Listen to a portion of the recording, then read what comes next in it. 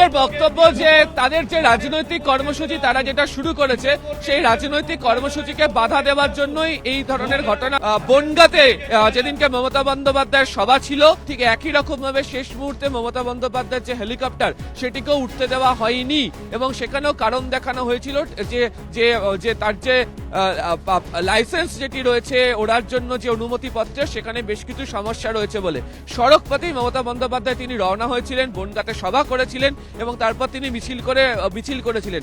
এবং আজকেও তৃণমূলের বক্তব্য যত দেরি হোক আজকেই তারা এখানে সভা করবেন, আজকেই বাকি যে রাজনৈতিক কর্মসূচি আছে তারা সেটা করবেন, কিন্তু কেন হেলিকপ্টার তাদের উঠতে দেওয়া হচ্ছে না তা নিয়ে ইতিমধ্যে তৃণমূল কংগ্রেসের তরফ থেকে নানা প্রশ্ন ইতিমধ্যে উঠতে শুরু করেছে এবং তারা এই বিষয় নিয়ে সরব হতে শুরু করেছে। তাদের বক্তব্য যে তাদের রাজনৈতিক কর্মসূচিকে প্রতিহত করার জন্যই এই ঘটনা ঘটানো হচ্ছে। ডিজিসি এর তরফ থেকে পরিষ্কার করে এখনো পর্যন্ত অভিষেক বন্দ্যোপাধ্যায় নিরাপত্তার দায়িত্বে থাকা টিমকে কিছু জানানো হয়নি এবং সেই কারণে তৃণমূল প্রশ্ন করছে যে কেন পরিষ্কার করে কারণ বলা হচ্ছে না।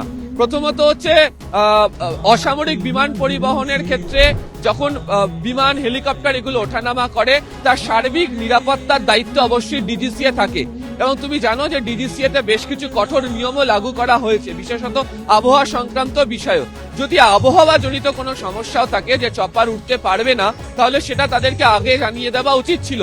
তার কারণ কবে কোথায় কে এই চপার নিয়ে উঠছেন, এই আকাশপথ ব্যবহার করছেন তার সমস্ত অনুমতি ডিজিসি এর কাছ থেকে অগ্রিম নিতে হয় এবং তার ভিত্তিতেই হচ্ছে একটা স্লট বুকিং দেওয়া হয়।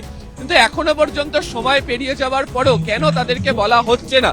কারণ আমি আবারও বলছি 12টার সময় তার ওখান থেকে ওঠার কথা ছিল, 12:53 তার তারাপীঠের হেলিপ্যাডে নামার কথা ছিল, তারপর তার মন্দির হয়ে এখানে 1:30 এসে পৌঁছানোর কথা। এই যে গোটা প্রক্রিয়া যে ঢিলেমি এখনো পর্যন্ত যে না জানানো, তার জন্যই তৃণমূলের বক্তব্য যে ইচ্ছা করেই হয়তো এই ঘটনা ঘটানো হচ্ছে এবং তাদেরকে পরিষ্কার করে জানাক যে কেন চাপার উঠছে না এবং তা নিয়েই তারা প্রশ্ন তুলতে ইতিমধ্যে শুরু করেছে।